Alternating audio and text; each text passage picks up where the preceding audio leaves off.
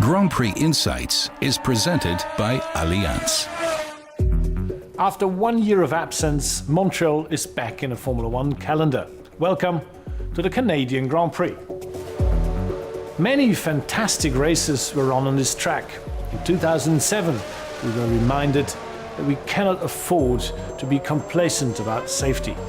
Polish driver Robert Kubica survived a terrible crash without being seriously injured, mainly due to the protection of his carbon fiber monocoque, which is by now FIA standard.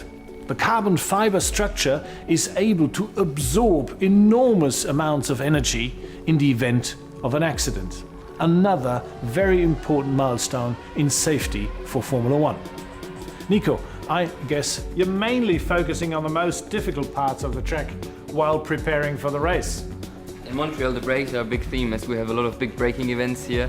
And what is also interesting from a driver point of view is the last chicane here with the wall of champions at exit. It's very challenging. He's talking here about the last chicane before the finish. The drivers approach it at over 300 kilometers per hour and have to brake heavily. Go into it with too much momentum and you can hit the wall at the end, as many champions before have done, hence the name. Although the circuit is one of the very fastest, there are naturally some slower corners here too. Finding the right setup is a tricky job for the teams.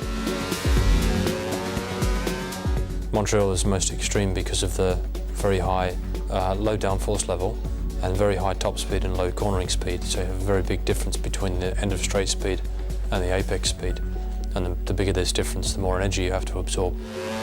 That's the task of the brakes, which here in Canada are put under extreme strain. Hard braking maneuvers develop temperatures of up to 1,000 degrees, causing oxidation and increased wear. As they do with the tyres, drivers here have to spread use of their brakes over the full race distance. Otherwise, in the last few laps at key spots on the circuit, like this hairpin, they'll be out-braked by their rivals.